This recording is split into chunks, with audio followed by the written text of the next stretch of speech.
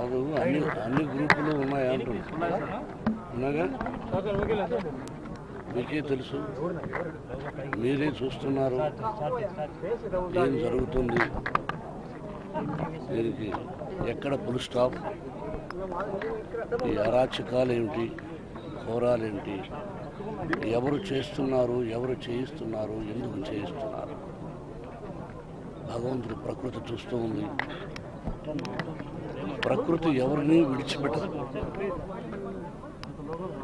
చాలామంది వేరే పార్టీలో ఉన్నవాళ్ళు కూడా నేను దారిలో వస్తూ ఉంటే ఎక్కడో ఒక చోట టీ కొట్లో ఆఫ్ చేస్తే అతను అజాత శత్రువు, ధర్మరాజు లాంటి వాడు, ఇతరులకు హాని తలపెట్టడు, 10 మందికి సహాయం చేసే వ్యక్తి, మనసున్న వ్యక్తి అని చాలామంది చెప్తూనే ఆశ్చర్యపోయాను. ఏమండి మీరు ఆ పార్టీ కాదు కదా అంటే, లేదండి మేము ఏ పార్టీ అయినా ఆయనంత గొప్ప వ్యక్తి వివేకానంద రెడ్డి గారు. మరి ఒక మంచి వ్యక్తికి ఆ విధంగా జరిగిందంటే ఎందుకు జరిగింది, ఎలా జరిగింది, ఏమిటనేది భగవంతుని నిర్ణయం.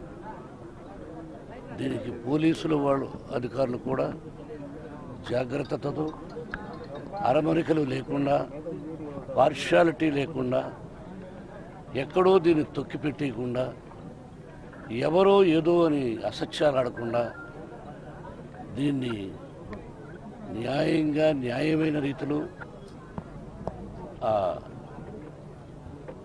విధంగా క్రూరంగా ప్రవర్తించినటువంటి ఆ రాక్షసుడు వాడిని తొందరలో పట్టుకోవాలని, ముఖ్యంగా పోలీసు శాఖను బెగ్గింగ్ అని ఇంగ్లీష్లో అంటాం, తెలుగులో వాళ్ళను హృదయపూర్వకంగా వేడుకుంటున్నాను. నాకు బంధువు, ఆత్మీయుడు అనే కాకుండా ఏ వ్యక్తికి అలా జరగకూడదు. ఈరోజు పక్షపాతం చూపిస్తే మళ్ళీ ప్రతి ఒక్కరికి రాత్రి పగలు ఉంటుంది. అది మర్చిపోయి మనం ప్రవర్తించకూడదు. ఒక మంచి వ్యక్తి, మనసున్న వ్యక్తి, నా ఆత్మీయుడు, నా ఆత్మ బంధువు, నాకు బంధువు హృదయంలో ఉండే మనిషి. ఆశ్చర్యపోతుంటాను ఆయన ఎప్పుడు కలిసినా, ఇంటికి వచ్చినా ఈయనేంటి ఇంత నిరాడంబరుడు, అసలు ఏమి తింటాడు, భోజనం బ్రహ్మాండంగా చేయమంటే చేయడు, అసలు ఏదో మామూలుగా ఉన్నది తింటాను అంటాడు.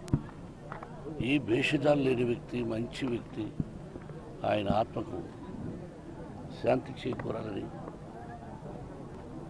పోలీసు శాఖను హృదయపూర్వకంగా అర్థిస్తున్నాను. వాళ్ళు సహాయం చేయమని చెప్పి.